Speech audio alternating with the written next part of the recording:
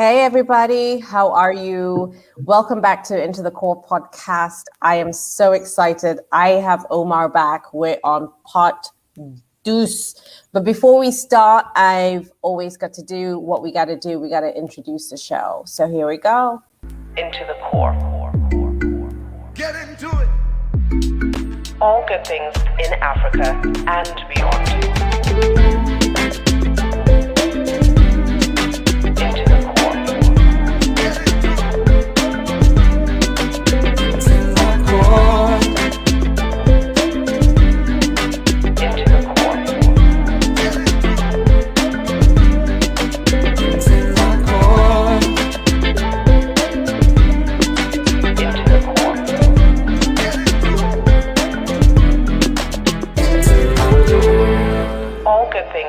Africa and beyond.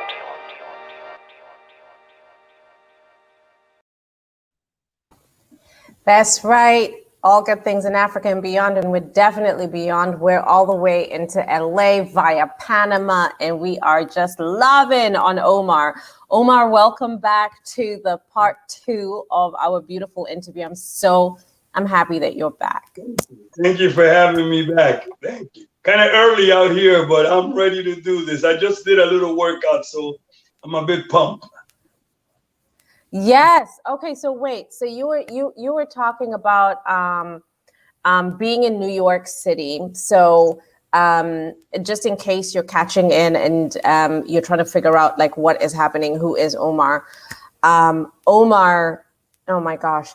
You know, somebody told me that your story is like a fairy tale story, that they were watching the podcast later on, and they were like, that's like a fairy tale story straight out of, you know, coming to from Panama into New York City, straight into Studio 54, jetted into Milan, started changing people's lives in New York City, bumping into what would be one of the famous actors in New York City in a grocery store.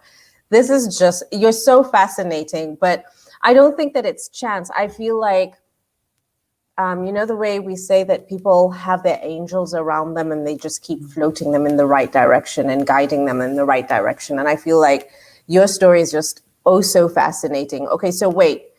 So you start up Omar's Men.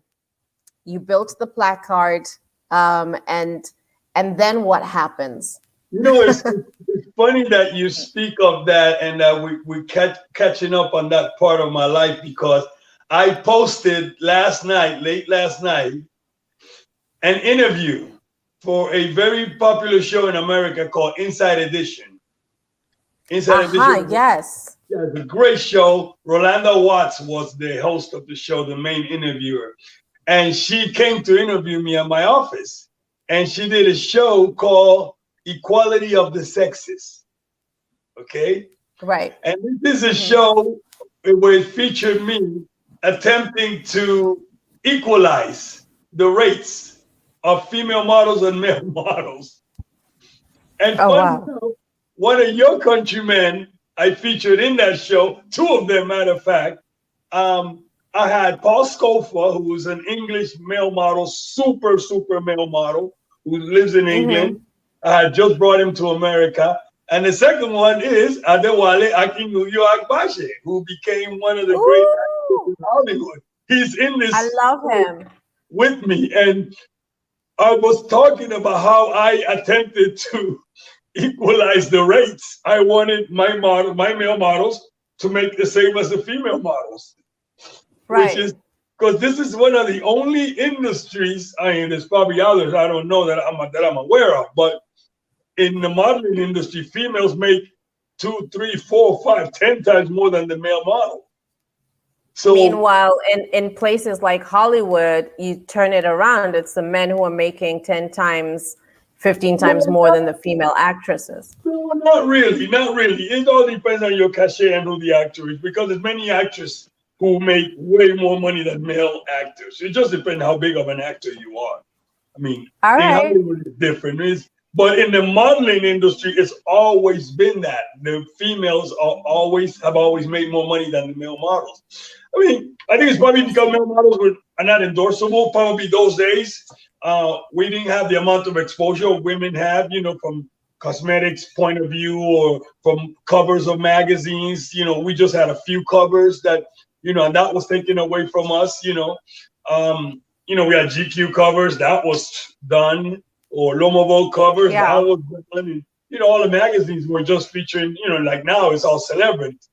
But it's funny that you mentioned that because that's what I featured on my Instagram account today.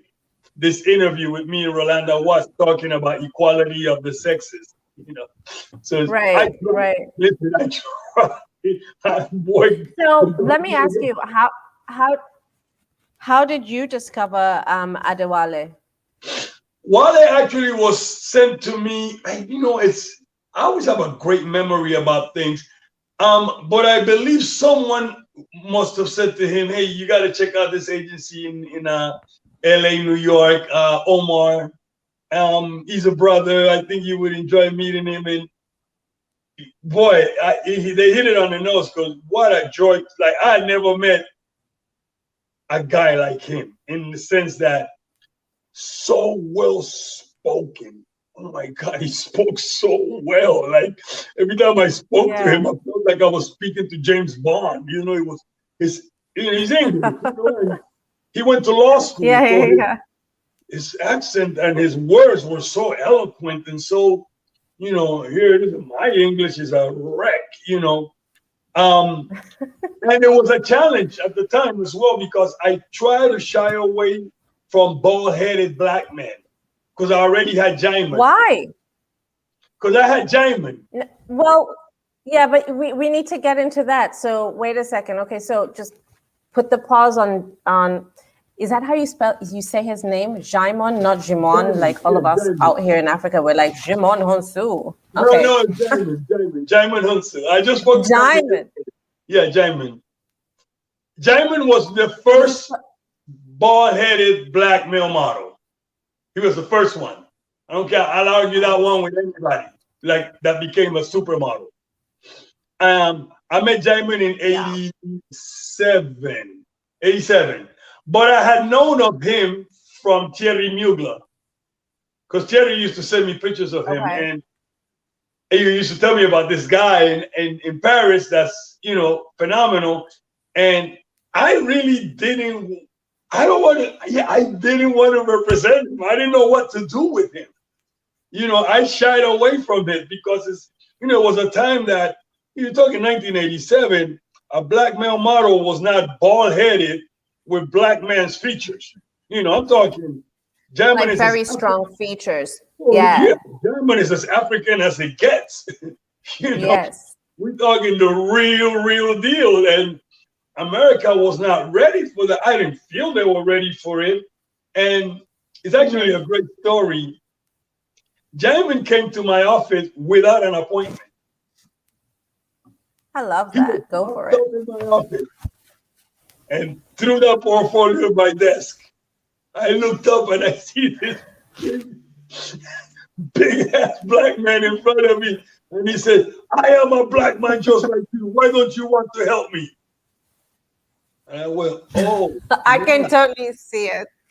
Whoa. I said, "I don't want to sit." I'm like, "Whoa, dude, sit down and let me talk to you." And we had a conversation. I was terrified. I really thought this dude was going to punch me in the face, And I said, "Sit tight. I have an idea."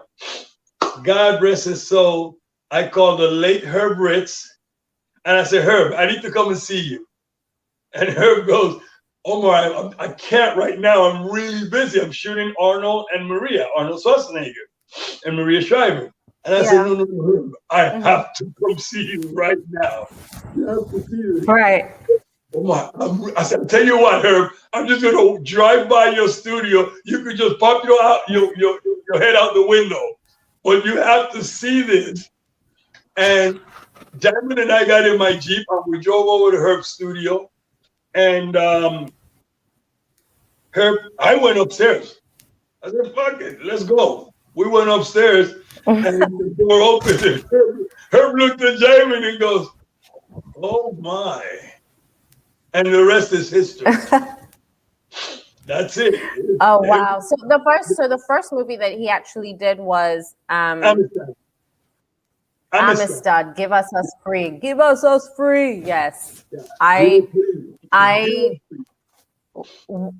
What a beautiful man, but what a beautiful story, and even just to see his growth and where he is right now. I mean, Two-time wow, Academy Omar. Award nominee. 2 times. Every time he I goes on that screen, it's like closer and closer to that statue. I thought he should have gotten it when he did. There was a great movie that he did once called Blood Innocent. Diamonds. You No, know, I I love like Blood him. Diamonds I though. love Black Diamond. You know, I mean, Me Black too. Diamond, blood diamonds. Blood Diamonds. Oh, Yes. I have a great story about that movie. That was a very funny. So when he got that movie, he called me up and he said, "Hey, let's have lunch. I have something I want to share with you." And he said, "Bring your boys." So I brought my son, and I didn't tell you this story before, but I adopted a kid from Kenya. Omar. Yeah, Well, I you told know. you we're kindred spirits. I already told you that, but anyway, okay, We'll fine. get into that later. Okay. Anyway, so I brought his name is Kuria. He's amazing, amazing. He's a Oh. personal trainer now. And Kuria and my son Sandro came with me to have lunch with Jaime. So we have to speak some grown man stuff. And they were like, Sandro was like 9, 10, Kuria was like 11, 12. And I said to them, Okay. listen, I'm going to have a meeting with Jaime. So it was like a week before Christmas. Leave it to Omar to do the dumbest thing. But I love my boys. So I grabbed 2 envelopes and I went, this is for you, this is for you. Get out of here and go shopping. I gave a 10 and an 11-year-old $500 each to go shopping in Beverly Hills. Oh my gosh. So of course they went straight to Nike Town and came back broke. Well, my son came back broke. Kuria did it. Kuria still had money. But, they got back. And the whole idea of the meeting was Jamon telling me, I got this great movie I'm about to do with Leo DiCaprio called Blood Diamond. And I'm like, oh, you're about to blow so hard. And you're going to blow so hard. And there it is. It's a great movie. Great movie. Oh, brilliant movie. Brilliant. So, so what is he? So Go I ahead. had him. So I guess at that point, I always was so loyal to certain models or certain looks, extremely Yeah. loyal. Like to me, it was like, okay, I got Jaime. I don't want to have any more bald-headed black male models. Oh, nice. So Jaime is so huge, and he fills that void. But then it became a trend. And everybody was chopping their hairs, and then boom, here comes this guy, Wale. But they were so different in the sense that mannerism, swag, Wale being English, and it was just a difference about it, and it actually worked out because Wale, I blew up Wale. Funny, I got Wale his first movie. Which one? I wish I could tell you the name because it was Oh, with gotcha. it was with the Zalman King, who I adore. Zalman King was a famous director who did that famous film 9.5 Weeks. Oh, I love that. Yes. Yeah. He was a huge supporter of Omar's Men. I did so many phenomenal projects. Like anytime I wanted to start an actor, I will introduce them to Zalman, and Zalman will give them a part. And if you didn't have a part, you're like, oh, I write something for them and let's get them on screen. So I must have learned 20 actors' careers through Zalman King. He had a show called Red Shoe Diaries. It was on Showtime back in the late 90s. And all the male stars of that show were Omar's Men. So wow, it was a good era, good times. You were basically a movement. you were your own movement, because and everything came to you as easy. And I don't want to say as easy, because obviously you work hard in your own element to make sure that even by the time you're making the right choice of who is on your, in your agency, you're already focused in on, I got to do it right. And if I'm going to do it right, it has to be with the right people. So you're not just picking up people. You know how agencies will get 25, 50 models, and then only 3 of them go to work. Oh, no, So, no, no. which I always find. No, I've always said that if you're going to take on a model, it's a responsibility.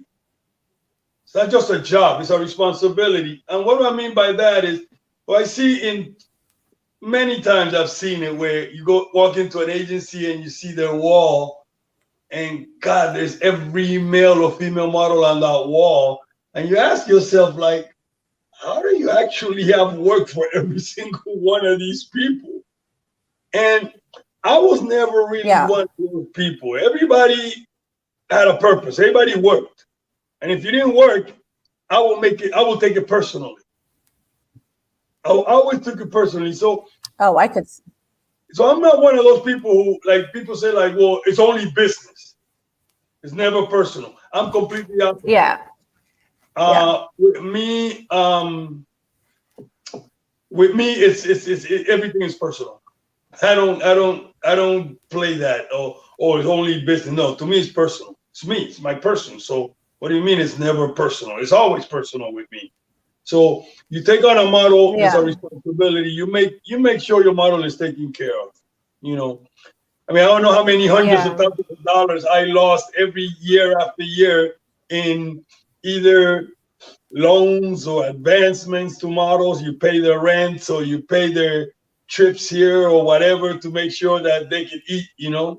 I would feel so bad if a model of mine was not, was doing bad. I always took it personal, like, Jesus, I might fail in this person. I don't want to fail anyone. Can't make it happen, and you never.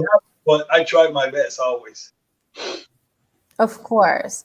What was the most? Okay, so what was the most number of models that you actually had, and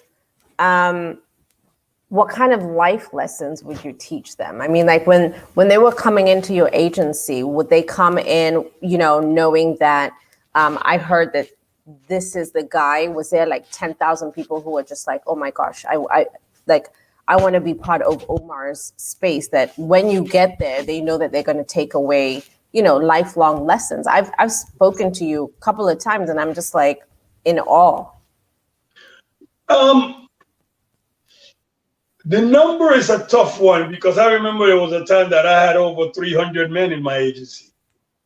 I mean, between New York, LA, Miami, and also I had a commercial agency. It was print and commercial, and our commercial department was rather large.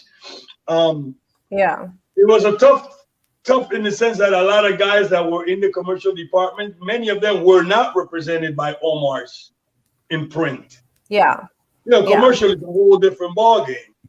But overall, I used to keep possibly a roster of about, I would say close to 300 guys. And the one thing I was always proud of is that the ones that I always call my boys were 100% found by me. I was never good at,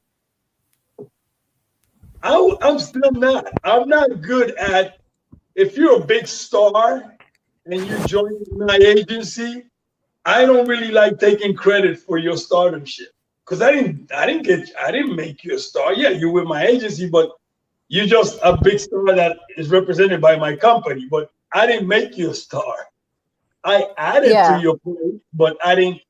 The ones I call my boys are my boys that started from zero. Where I have incredible stories with them.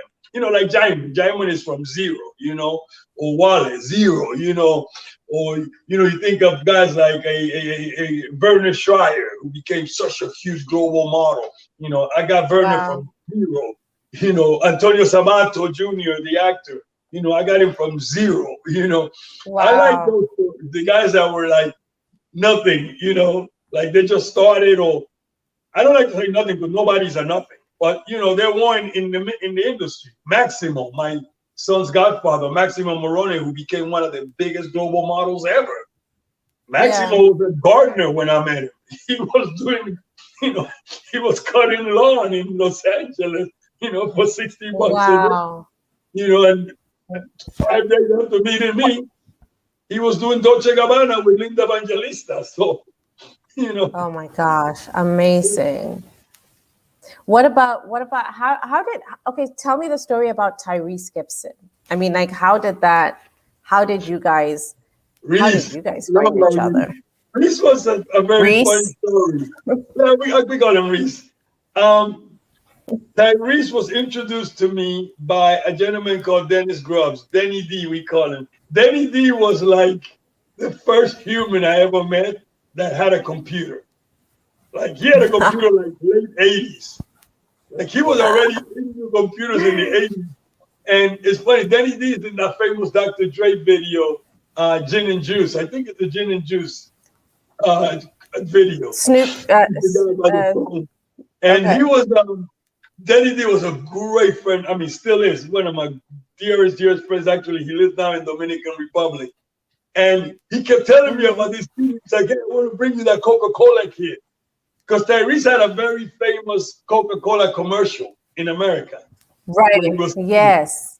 That's like the first thing he ever did. So I didn't know nothing about it. I just remember the Coca-Cola kid. But few people had called me and told me about him. And I remember going home. Every day I used to go home.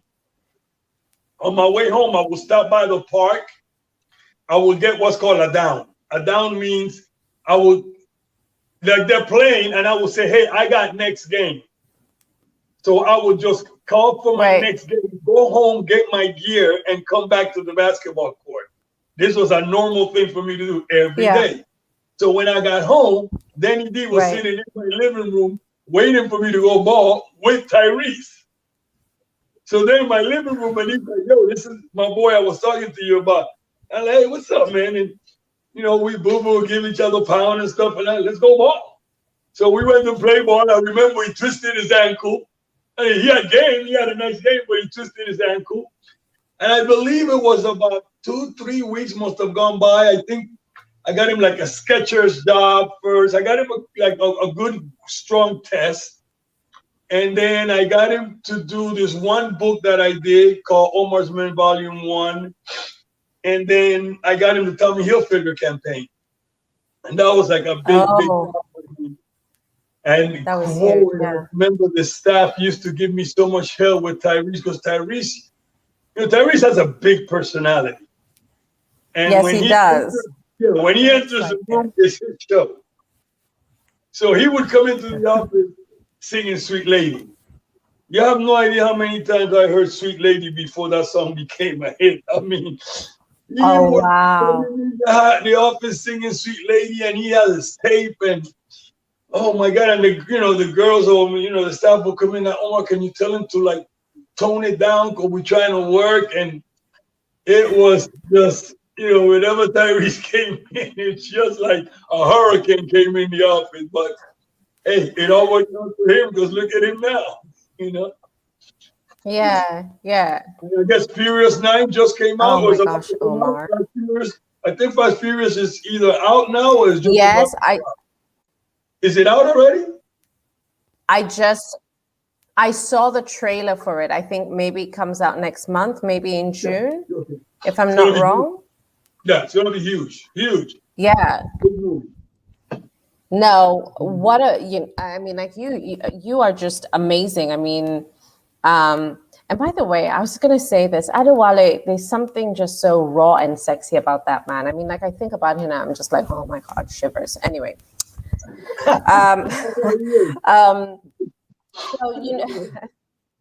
So it's funny you say that because anyway, look at me, I'm just like, oh my God. Like earlier, you asked me how was your weekend. But what did you say? You asked me earlier how was my weekend. I barely left my house because I was obsessed with Netflix show of the movie of Halston, designer Halston. Oh, Ian McGregor yes. plays Halston. I haven't And watched that. Let me just put it down. oh my God, I've had like a deja vu weekend because it's all about Studio 54. You know, the whole thing takes place of the heydays of Studio 54. Oh my gosh, So, yes.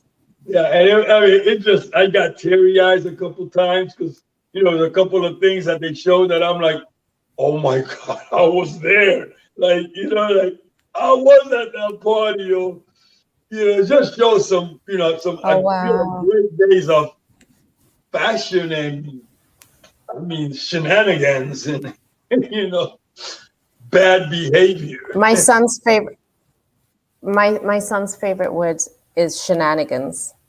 He's like, what's Oh, this shenanigan that's going on over here? oh, I love it. Yeah. That's a big word for a child. I just started using that word It like a took year. me. Oh my gosh, that's his thing. But I think he's picked it up on one of the funny from one of the I cartoons highly that he recommend watches. you have to watch Halston's Ian McGregor play Halston on Netflix. It's fantastic. I liked it. Oh, I've written it down and I've put a star in it. That between that and Queen of the South, I'm just like, I'll be gone. I'm like, yes. Okay, so now there's something that you told me about that really fascinated me about you even more is how the pandemic has completely changed your life. Why don't you talk to me a little bit about that? You know, I think, obviously, the pandemic changed everyone's life. I don't know anyone Oh, who for could sure, for sure. say that, oh, well, I this or that. No, the pandemic changed everybody's life. For me, it's the greatest thing ever happened to me. Yeah. On a personal level, I mean, yes, I've had the ups and downs like everyone. The pandemic took my brother back in December of last year of 2020. That was, tough to deal with. Ole. Um, but what the pandemic did for me, it it made me realize that I am enough. I am enough. And people were freaking out, obviously, work, relations, all those things. But for me, it became, where do I find the answer? And I had all the answers within me. And it helped Right. me realize that I don't need anything. I don't need anything. There's a gang of stuff I want. I don't need anything. My health is Yeah. right. My bills are paid. I got a roof over my head and I got food in my fridge. What the heck am I complaining about? So I Yeah. realized that the most simplest things that we take for granted are the things that are more important in life. And to me, the most important thing is waking up. That's it. People go, what do you look Yep. forward to? I go, waking up. That's it. Waking up. I live in the now. Absolutely. Most important thing in my Yeah. life right now is this. Right now. What I'm doing, talking to you right now. It's what we're doing right now. Yes, exactly. That's the most Yeah. important thing in my life. I don't know what's going to happen in an hour or two. I don't. The most certain thing in life is the uncertain. And it's the only thing that's certain in life, the uncertain. So I like being in the now. And the pandemic helped me realize that I am enough. I got all the answers. I love learning. I learn every second of my life, but I am enough to take care of Omar. I make sure Omar is taken care of. Especially these days, I'm in the Omar business. That's my new thing. People go, what are you doing I these love days? that. I'm doing me. I do me. Whatever that means, just trust me. I do me.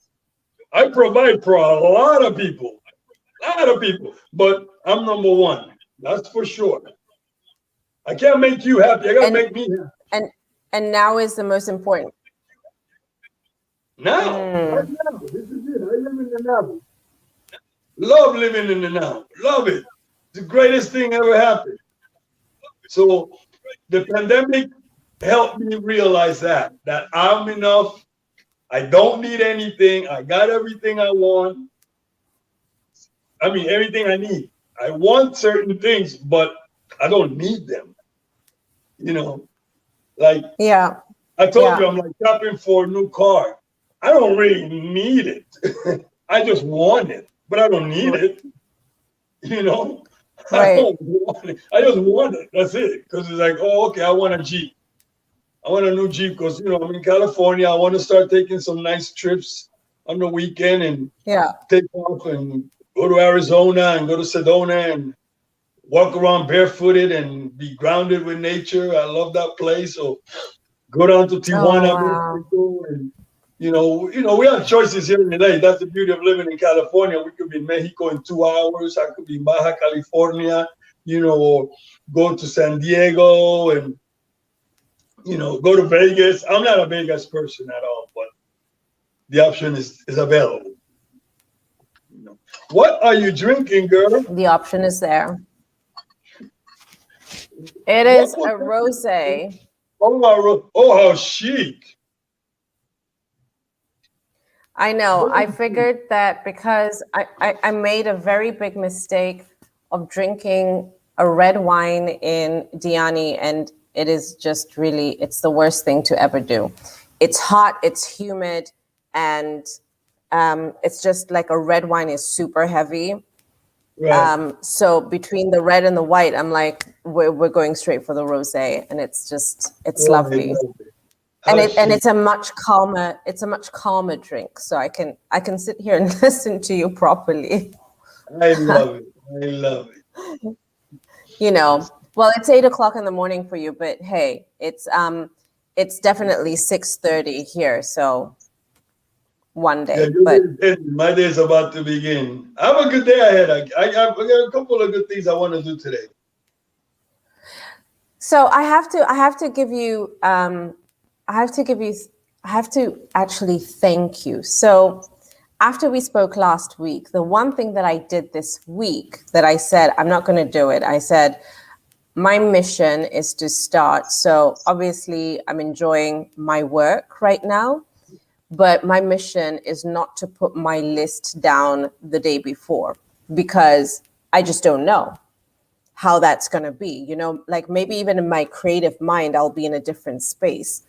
So I decided that, okay, so you'll start with working out in the morning. And then after that, figure out how the rest of the day will go. Yeah. And I swear to God, I've had the most relaxed week, but I've been so productive. It's been, it's like for me, what you said, the here and the now, it's genius. Yeah. It is It's so genius. the It's like get greatest your thing for health, your getting out of the mental way right first. first in the morning, and then everything else, then you can just put it down. Yeah. Yeah, and allow it to flow. Like now I'm not going against the waves. It just feels like a couple of things are falling into place. And thank you. Yes. I I actually agree. listened to you. So I did You listen to you. know, So thank you very much people, for that. people have that robotic way of thinking, like writing things down and crossing them off. It's like, huh? I mean, hey, God bless them for doing that. I couldn't do it because how do I don't want to have that pressure of, oh, I have to do this. I don't want to have to do anything. The only thing I want to have to do is to wake up. That's the only half I want in my life. I want to have to wake up. Like, please Right? let me wake up. That's about it. Yeah. After that, it's like, let it come. We never know. Life is a boxing match, I think. People ask me, Yeah, what, it what absolutely was is. like the most difficult decade of your life? I'm going to say it was between my 50s, those 10 years, 50 to 60, was the Right. craziest decade of my life because it was a 10-round boxing match. That's what I call it. It's like first 3 rounds, killing the guy. And I'm thinking I knocked him out. And the little shit got up. Three rounds, and he gets up in the third round and starts threw me some lucky punch and almost knocked me out. And now I'm down for like 2-3 rounds that I'm getting beat up. And then I come back in the 7th round and boom, I hit him and I almost knock him out again. And I'm like, yeah. And then he comes and he hits me again. It was, yeah. But that's life, you know. I'm so glad I lived through those 10 years. I'm so happy I left those years behind. Oh my God, I don't ever want to live with those years. But it made me learn one great lesson. Life has to do this. If you notice when you go to the hospital, the one thing you don't want is this. Because if you flatline, the constant. Yeah, but this means you're alive. Therefore, I like this. This I don't want, because that means you're dead. That flat line is like, oops, you know. So I learned all that through those, that decade. That decade was amazing. And then 60 came and wow, what a great, it's like everything it's kind of like Groundhog Day in a way. Like, oh, I love that. Like, this happened already. Okay, I know how to deal with that. It's all good. Like, it's so many repetitions. You're like, something as simple as going out at night, like some nights I got, I'm not going to go out tonight. Why? It's like, I already lived that night. I already know the outcome of this night. So I don't chase anything, We spoke about that. I don't chase anything. I don't seek anything. And everything has to flow into my vibration. If it doesn't flow into my vibration, I don't go there, And, like a friend of mine had a little bit of an argument yesterday because she said to me, how come you're friends with such and such knowing that he doesn't like you? I go, well, number one, he doesn't have a reason not to like me because I've never really done anything to that person and I've always given him love. And that person is not in my world enough to affect me. So when I see him, I'm going to love, because what is that going to take me? What, 10 seconds, 20 seconds? That's what we've got. Yeah. I give him that love, and when he's gone, he's gone. I mean, I can only control what's in front of me. The fact that you say he doesn't like me, I don't know why would he like me. I've never done anything to this human for him not to like me. So if he doesn't like me, it's probably because, I remember I live in Hollywood. So I've always said that the most dangerous human in Hollywood is I heard. That's the name of that person. Oh. I heard. Is that just in Hollywood? Because I think it's a global phenomenon that I heard was also in Nairobi City. Yeah. I heard. I hear you. I heard. Yeah. Yeah. Whenever I hear somebody say, I heard, I go, no, give me a name. Give me a name. Don't tell me I heard. Yeah. Give me a name or don't go there. Because I heard it alone. Yeah. Rumor, gossip, it's someone else's opinion or whatever. Give me a name and then we can talk about it the proper way. But I heard, oh my God, I heard it's so dangerous. I heard destroy a lot of lives. I heard this, I heard that. No, don't play that. Oh, we don't play that. No, Omar, don't play that. Tell me. I'm drinking. I don't even know how to call this thing. I have algae in here from the ocean. My friend gives me these. Yeah, it's like, it looks like Jello, and you throw it in your water, you shake it up, and you drink it, and it has like over 100 and something vitamins. This Oh, Jamaican wow. woman makes it for me. And actually I like it. It's like it tastes horrible, but the amount of vitamins you get in is beyond. But it's algae. Really, eh? Oh, So I drink interesting. it up, And so how drink many, the whole thing after my workout, and then I'll have breakfast after this. so do you take how many times? So once a day, like in the Yeah, morning? that's it. I just drink this whole thing, throughout the day. I drink it, and that's it. I have to drink more water. I'm not a big water drinker. I have to start drinking more water. I like What, sweet what, food.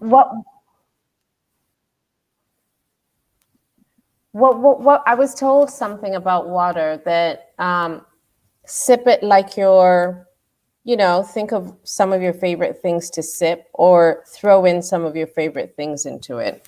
So if you like apples, throw in an apple. If you like cucumbers, throw in your cucumber. In terms of fruits and everything, because you're still doing the same thing. You're not blending it or anything. You're just adding something that you love. So every time you see it, you're like, oh my gosh, this tastes so good, but it's just still the water, Well, I'm So it's, changing it's my eating habits because I've never been like Mr. Healthy Eater. Like it's really oh weird because yeah. people are like, oh wow, you see, you're in great shape and whatever, and you eat well. I'm like, no, I don't. I like a lot of junk. Not junk, but like I like fried foods. I love green bananas, plantains. I make plantains like 3, 4 days a week. Love I it. love, Okay, but you can't give plantain up. So throw that one on the side. right? We can talk Okay, about now the here rest of comes the the big. fried foods. I eat this amount of chocolate covered almonds every day. This amount. Right? I fill it up my That's a hand lot. like this, and I eat that every day religiously. I am addicted to chocolate covered almonds. Okay, I'm a chocoholic. I cannot have dinner But that's what. without a chocolate dessert. But you see, there's two things though to you.